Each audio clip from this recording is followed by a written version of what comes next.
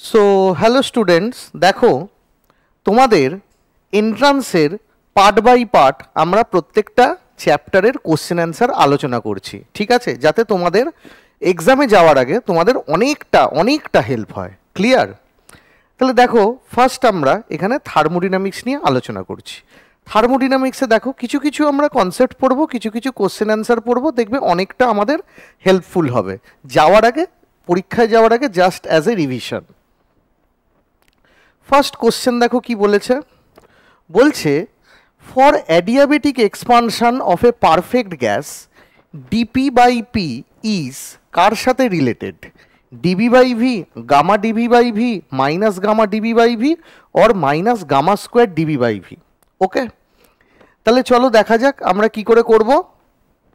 First of all দেখো আমি কি বলতে পারি, P V to the power gamma is equal to constant. ঠিক আছে, এই কোশ্চেনের জন্য এটা লাগবে, কিন্তু তাহলে এই রকম আরও কতগুলো রয়েছে ফর্মুলা, তাহলে কোশ্চেনটা করার সময় আমরা তাহলে একটুখানি দেখে নিই। ফার্স্ট অফ অল দেখো আমাদের প্রসেসটা কি, প্রসেসটা হচ্ছে অ্যাডিয়াবেটিক রিভার্সেবল প্রসেস। ক্লিয়ার? কোন গ্যাস? Ideal gas. তাহলে এগুলো মনে রাখবে কার ক্ষেত্রে আমি অ্যাপ্লাই করছি, তাহলে কি হবে, অ্যাডিয়াবেটিক রিভার্সেবল আইডিয়াল গ্যাসের জন্য। ক্লিয়ার?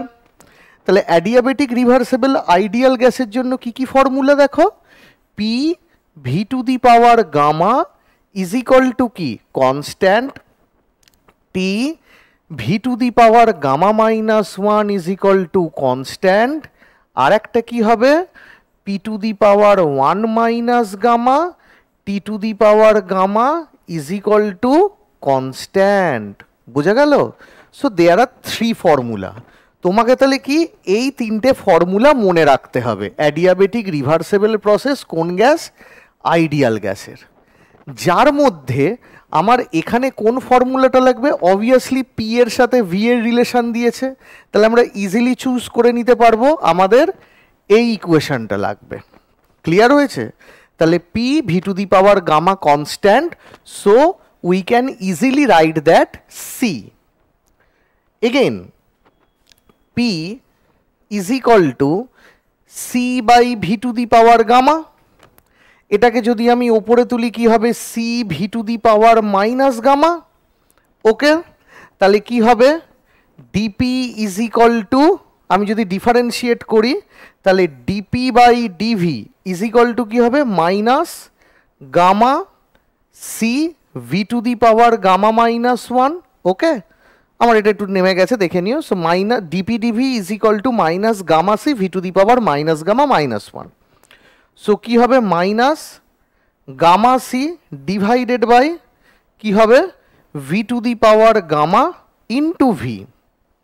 ওকে, তাহলে এবার দেখো C by V to the power gamma, again we can say that it will be P, তাহলে কত হবে, minus gamma P by V. Clear? বোঝা গেল? তাহলে দেখো আমি তাহলে কি পেলাম, আমি পেলাম dP by dV is equal to minus gamma P by V. Okay, এবার দেখো কি হলো, ডিপির তলায় আমি পিকে নামাবো আর ডিভিটাকে আমি ওপরে তুলে দেবো, তাহলে কি হবে, তাহলে আমাদের এটাই হবে dP by P is equal to minus gamma dV by V. Okay, বোঝা গেল? তাহলে dP by P is equal to কি, minus gamma dV by V. তাহলে এইটা হলো আমাদের ইকুয়েশনটা। তাহলে আমাদের কোনটার সাথে মিললো না, ডিপি বাই পি কার সাথে মিললো, minus gamma dV by V. So the correct option is C. Clear? বোঝা গেছে? আমরা তাহলে নেক্সট ইকুয়েশন, নেক্সট কোশ্চেনে চলে যাই। নেক্সট কোশ্চেনে দেখো কি বলেছে, নেক্সট কোশ্চেনে বলেছে এইটা কি বলেছে, হিলিয়াম N2 আর O3। কোশ্চেন পড়ার আগে তাহলে আমরা কি কি দেখছি আমি একটুখানি লিখে ফেলি। হিলিয়াম দিয়েছে মোনোঅ্যাটমিক, N2 দিয়েছে ডায়াটমিক, আর O3 দিয়েছে আমাদের ট্রায়াটমিক। ক্লিয়ার? বলছে আর এক্সপ্যান্ডেড অ্যাডিয়াবেটিক্যালি, ভালো কথা, অ্যাডিয়াবেটিক্যালি এক্সপ্যান্ড করছে। এবার বলছে expansion curve between P and V আর প্লটেড আন্ডার সিমিলার কন্ডিশন। ভালো কথা। বলছে the ratio of slope which one is not correct. তার মানে কি হবে, আগের কোশ্চেনে আমি কি পেয়েছি, dP by dV is equal to minus gamma P by V, এটা পেয়েছি আমরা। What is the slope of that PV curve? The slope of the PV curve will be এদিকে আমাদের P, এদিকে আমাদের V, and the curve will just like that. Okay? এবার the ratio, কিসের ratio বলছে, PV কার্ভের রেশিও। সিমিলার কন্ডিশন মানে all the gas here, helium, nitrogen and O3 are present in same pressure, same volume. So what will be the change here? Changing thing is gamma. Gamma. তার মানে আমি রেশিওটাকে কি বলতে পারি, রেশিওকে আর দিয়ে আমি ডেজিগনেট করতে পারি, and the ratio is minus gamma p by v. Now ratio of কি বলা হচ্ছে, ratio of the ratio of slope of PV, একবার হিলিয়ামের সাথে O3, একবার হিলিয়ামের সাথে N2, একবার N2-র সাথে O3, আর একবার বলেছে slope of helium is least steeper for কি বলেছে O3 is most stripper. O3 বলেছে হিলিয়ামেরটা লিস্ট স্টিপার, O3 হচ্ছে মোস্ট স্টিপার। তাহলে দেখো আমি ডিপি বাই ডিবি একবার আমি হিলিয়াম আর O3 দেখি, তার মানে ratio of helium divided by ratio of O3, that is the dp by dv।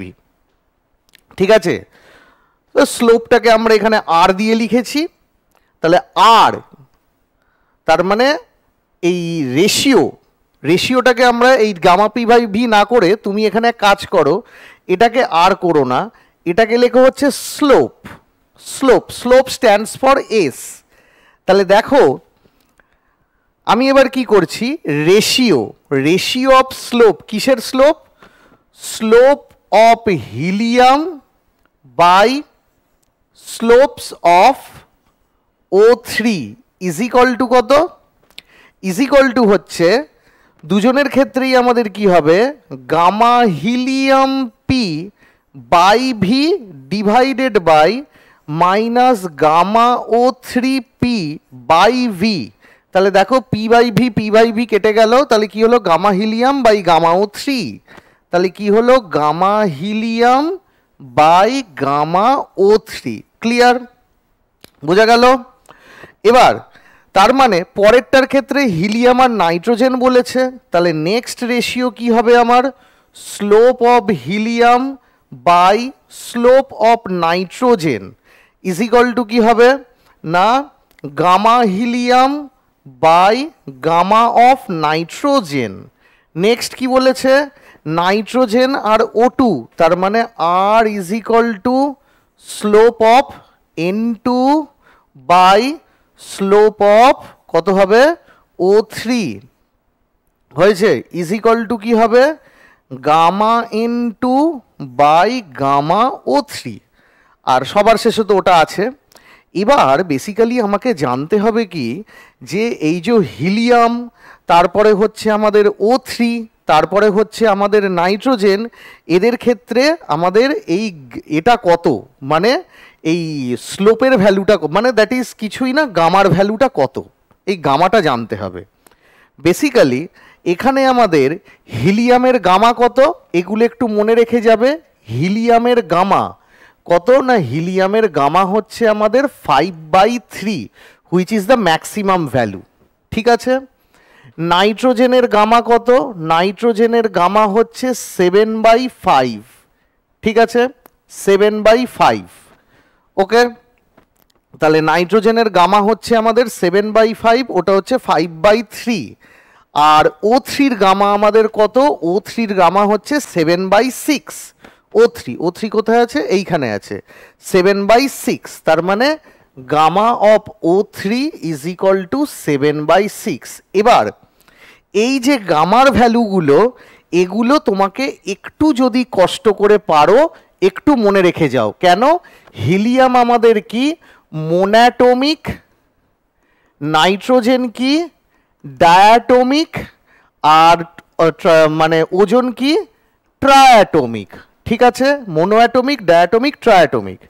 এবার ভালো করে দেখো জাস্ট জিনিসটা, তুমি অবভিয়াসলি 5/3 কত হয় 1.67, 7/5 কত হয় 1.4, আর 7/6 কত হয় 1.16 সামথিং। তাহলে obviously 1.67 greater than 1.4 greater than 1.16। So it means যত তুমি অ্যাটমিসিটি বাড়াচ্ছ তত কি হচ্ছে, গামা কমে যাচ্ছে, গামা কমে যাচ্ছে। তার মানে তোমার কি হচ্ছে, যত তুমি অ্যাটমিসিটি বাড়িয়ে যাচ্ছ, মানে মোনো অ্যাটমিক থেকে ডায়াটমিক যাচ্ছ, ডায়াটমিক থেকে ট্রায়াটমিক যাচ্ছ, তোমার গামার ভ্যালুগুলো কমছে। ক্লিয়ার? এবার ভালো করে দেখা যাক, তাহলে প্রথম হিলিয়াম আর O3-র মধ্যে এটা কত, হিলিয়াম কত, গামা হিলিয়ামটা দেখে নাও একটুখানি। গামা হিলিয়াম 5/3, 5/3/7/6, তাহলে কত হচ্ছে 5/3, আর এটা হচ্ছে 7/6, তার মানে কত 5 হিলিয়াম আর O3, তার মানে 5/3, আর এটা 7/6, তাই তো? তাহলে কত হচ্ছে এটা, এটা হচ্ছে তোমার এটা কেটে গিয়ে এটা হয়ে গেল আমাদের 10/7, 10/7। ক্লিয়ার? তাহলে হিলিয়াম কত 5/3 ইন্টু, দেখে নি একবার, 5/3 ইন্টু 6/7, হ্যাঁ 10/7। ক্লিয়ার? আচ্ছা, নেক্সট হচ্ছে কত, নেক্সট হচ্ছে দেখো এবার আমাদের কোথায়, হিলিয়াম/N2, হিলিয়াম কত 5/3, আর নাইট্রোজেনটা কত 7/5, 7/5 তো 7/5, তার মানে কত হচ্ছে 7/5, তাহলে কত হচ্ছে এটা 5/3 ইন্টু ওপরে 5 চলে গেল, তাহলে কত হচ্ছে নিচে 7 ওপরে 5, তার মানে কত 25/21। ওকে, এইটা ওটা 10/7, এটা 25/21। আর এটা দেখো এটা কত হচ্ছে গামা N2, গামা N2টা কত না, গামা N2 হচ্ছে গামা N2 7/5, তাহলে 7/5। আর O3 কত, O3 হচ্ছে আমাদের 7/6, তার মানে কত হলো আমাদের, আমাদের হয়ে গেল এখানে 6/5, 6/5। ঠিক আছে, তাহলে দেখো কি কি হচ্ছে, এখান থেকে তোমরা ইজিলি ক্যালকুলেশন করে নিতে পারবে। অবভিয়াসলি এটা তোমার হচ্ছে কত, অবভিয়াসলি এটা তোমার হচ্ছে 1.2, আর এটা কত হচ্ছে দেখো 10/7, তার মানে 1.4 সামথিং, 1.4 সামথিং। আর এটা কত দেখো হচ্ছে, এটা হচ্ছে তোমার 25/1, তাহলে কত হচ্ছে 1. আমাদের কত 21, তো ওটা 1.1 সামথিং, 1.1 সামথিং। ঠিক আছে, তাহলে অবভিয়াসলি কোনটা বড় না, আমরা দেখতে পাচ্ছি 1.4, মানে স্লোপটার রেশিও, স্লোপের রেশিও হিলিয়াম আর O3, তার মানে এদের যে স্লোপের রেশিও সেটা সব থেকে বেশি 1.4।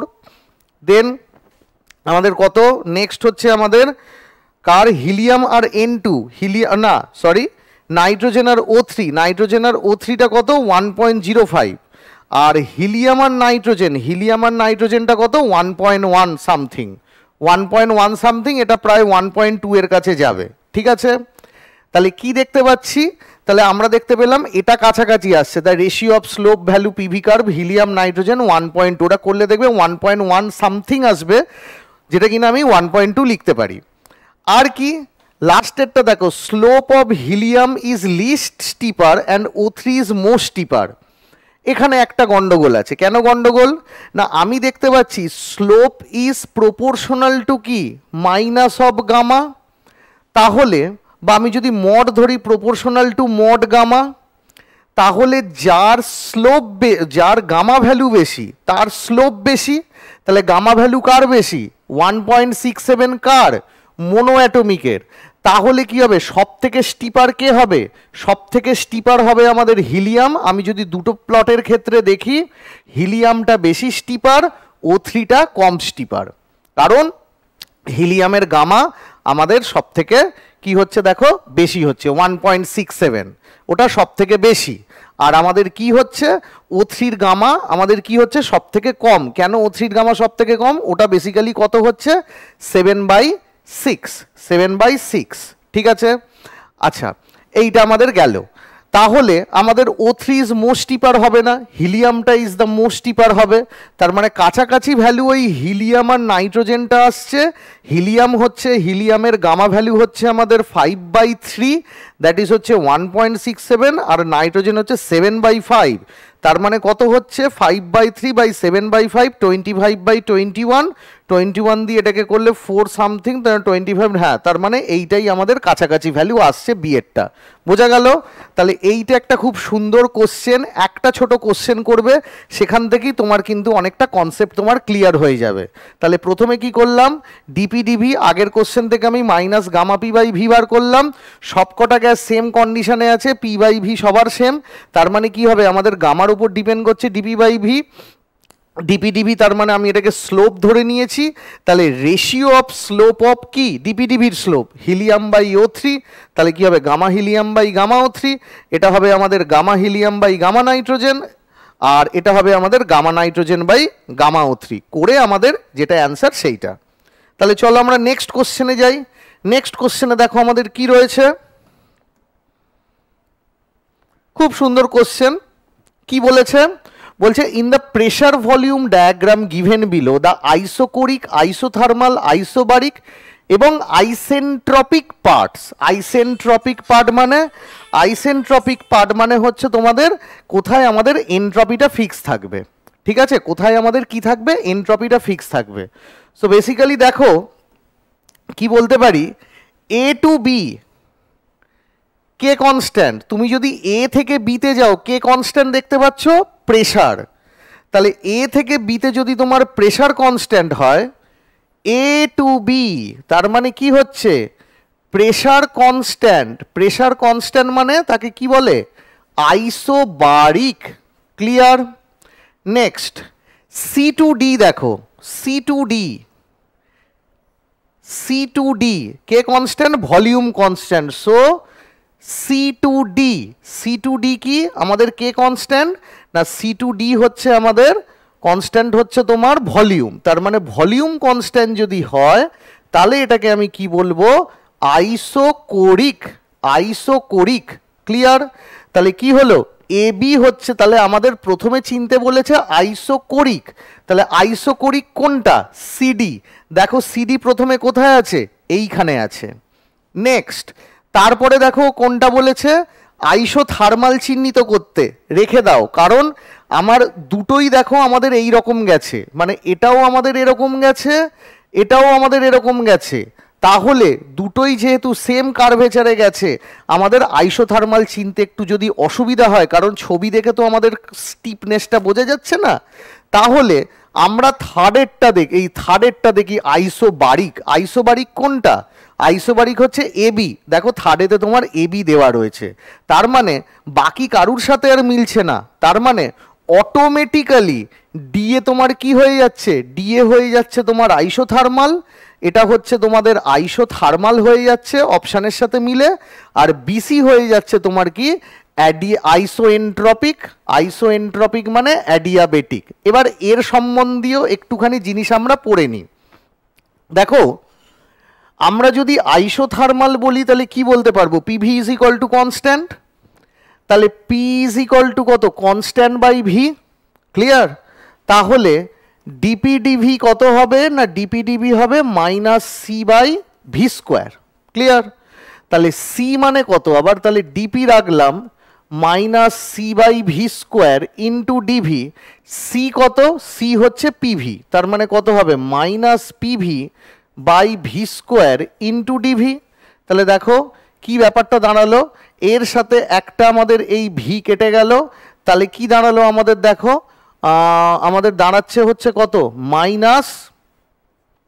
পি বাই ভি, আর ডিভিটাকে এদিকে তলায় নামিয়ে আনো। তার মানে কি দেখলে, ডিপি বাই ডিভি, তার মানে পি ভার্সেস ভি কার্ভের স্লোপ। কিসের স্লোপ? আইসোথার্মাল, আইসোথার্মাল প্লট, আইসোথার্মালের রেসপেক্টে, কারণ PV is equal to constant কিসের? আইসোথার্মালের। তাহলে ডিপি ডিভি আইসোথার্মাল কত হবে আমাদের? Minus P by V. আর আমি আগেই দেখেছি কি, ডিপি বাই ডিভি কার? অ্যাডিয়াবেটিকের। আগের কোশ্চেনেই দেখেছি কত হয়? Gamma P by V. তাহলে আমি যদি dP by dV adiabatic by dP by dV isothermal করি ইজ ইকুয়াল টু কি পাবো? Gamma. And we know that the magnitude of gamma is always greater than 1. তাহলে আমরা কি পাবো দেখো, ডিপি বাই ডিভি অ্যাডিয়া greater than dP by dV কি হবে? আইসোথার্মাল। তাহলে পি ভার্সেস ভি ডায়াগ্রামে কার স্লোপিংটা বেশি হয়? অ্যাডিয়াবেটিকের স্লোপিংটা বেশি হয় কম্পেয়ার টু আইসোথার্মাল। তাহলে আমি যদি গ্রাফটা প্লট করি, এদিকে কি পি, এদিকে কি ভি, তাহলে কি হবে? তাহলে গ্রাফটা এই হবে। তাহলে কোনটার স্লোপ বেশি? এটার স্লোপ বেশি, কি হবে? অ্যাডিয়া। আর এটার স্লোপ কি? কম, তাহলে এটা কি হবে? আইসোথার্মাল। তাহলে এটা অ্যাডিয়া, এটা আইসোথার্মাল, তাহলে কার স্লোপ বেশি? অ্যাডিয়ার স্লোপ বেশি, আইসোথার্মালের স্লোপ কম। কিন্তু এই পিকচারটা যেভাবে দিয়েছে দুটোরই স্লোপ সেম লাগছে, সেই জন্য আমরা তার উপর আমি কোনো ডিসিশন কনক্লুড করলাম না। সেই জন্য আমি আইসোকোরিকটা মেলালাম, যেটা অবভিয়াসলি সিডি ভলিউম কনস্ট্যান্ট। দেন থার্ডেরটা আইসোবারিক দেখলাম কোথায়? এবি। এবার আইসোকোরিক হচ্ছে ফার্স্ট থাকবে, সেটা দেখো সিডির সাথে মিলেছে। আর তারপরে কি হয়েছে? ডিসি এবি, এবিটা হচ্ছে এটা, তার মানে দেখো এবি মিলেছে। এবার ভালো করে দেখো, আপনি তো স্যার জানেন না কোন দিকে কি অ্যারো আছে, মানে প্রসেসটা কিভাবে হয়েছে। তাহলে সিডিও যা আপনি তো ডিসিও লিখতে পারতেন, এবি যা বিএও লিখতে পারতেন। তাহলে প্রবলেমটা কি হতো ভালো করে দেখো, এইখানে ডিএ, এইখানে বিসি, আর এখানে সিবি, এখানে এডি। প্রথম জিনিস হচ্ছে দেখো সি টু বি, আর এটা দেখো কি এ to D, A to D. প্রথম কথা হচ্ছে আমরা কি যাব, আমরা সব সময় যদি কোনো কিছু মেনশন না করে দেয়, আমরা সব সময় যে অর্ডারে থাকে আমরা সেইভাবেই যাব। যদি মেনশন করে দিত যে প্রসেসটা উল্টো, মানে প্রসেসটা কিরকম বলল, প্রসেসটা আমাদের এই রকম বলল, এটা এইটা, যদি আমাদের বলতো যে উল্টো যাচ্ছে, উল্টো যাচ্ছে মানে D to C, C to B, B to A, A to D, তখন আমাদের কি হতো? তখন আমাদের হতো আইসোকোরিক কোনটা? ডিসি, যেটা কিনা ওপরের। দেন হতো বি এ কোনটা? যেটা কিনা আইসোবারিক। আর তারপরে C to B R A to D. এখানে দেখো এই গেল, এই গেল। তাহলে দেখো সি টু বি আমাদের এইটা, কিন্তু মিলছে না কোনটা? এডি মিলছে না কেন? আচ্ছা মিলে গেছে, সিবিও মিলেছে, এডিও মিলে। তাহলে দেখো সিবি এবং এডি, তখন আমাদের কি হতো? তখন আমাদের এই অপশানটা চুজ করতে হতো যদি আমাদের উল্টো দিকে হতো, মানে A to B to C to D না হয়, যদি আমাদের B to A to D to C, ঠিক আছে, এই রকম যদি হতো, মানে জাস্ট অ্যান্টি ক্লকওয়াইজ যদি হতো, তখন আমাদের কিন্তু বি এর অপশানটা হতো। যেহেতু আমাকে বলে দেয়নি যে ক্লকওয়াইজ না অ্যান্টি ক্লকওয়াইজ, সেই জন্য আমরা ক্লকওয়াইজ ধরেছি, A to B to C to D to A, সেই জন্য আমরা কিন্তু ডি এর অপশানটা চুজ করছি। ওকে, তার মানে কিছু কোশ্চেনে আমরা কনসেপ্ট ক্লিয়ার করলাম। আমরা তাহলে নেক্সট সেকশনে যাই, দেখি সেখানে কি কি কোশ্চেন আমাদের জন্য ওয়েট করছে।